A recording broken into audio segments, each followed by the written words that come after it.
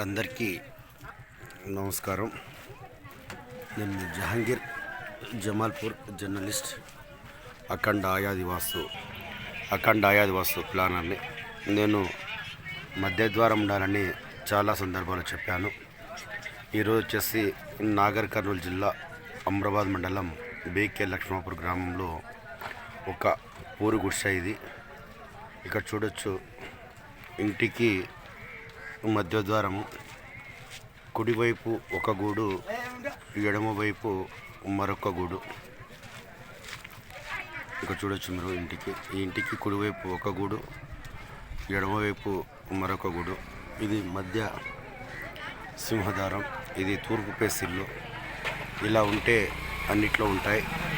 పూర్వం ఎవరో నూతనంగా ఇల్లు నిర్మించుకున్న వారి సోమత బట్టి ఇలా గూళ్ళు లేకుంటే కిటికీలు ఏర్పాటు చేసుకునేవారు. తప్పనిసరిగా ఆ ఇంటికి మధ్యలోనే సింహద్వారం ఏర్పాటు చేసేవారు. ఈ యొక్క దర్వాజా కూడా చాలా మందంగా, చాలా గట్టిగా ఉంది. ఇక్కడ చూడొచ్చు, ఇది బీకే లక్ష్మాపురం నల్లమల్ల ప్రాంతంలో ఇది ఒక గుడిసె. ఇది పూరి గుడిసె. చూడొచ్చు. ఈ పూరి గుడిసె కూడా మధ్యలోనే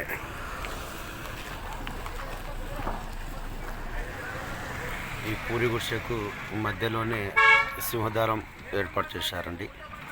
ఇల్లు ఎవరు నిర్మించుకున్నా ఇలా ఈ విధంగా నూతనంగా ఏర్పాటు చేసుకోవాలని కోరుతున్నాను. మధ్యలోనే సింహద్వారం ఏర్పాటు చేసుకొని దానికి రెండు వైపులా ఇలా గూళ్ళు లేకుంటే విండోస్ ఏర్పాటు చేసుకోవాలి. నేను మీ జహాంగీర్ జమాల్పూర్, అఖండ ఆయాది వాస్తు ప్లానర్, నంద్యావాడ గ్రహీత మరియు న్యూమరాలజీ.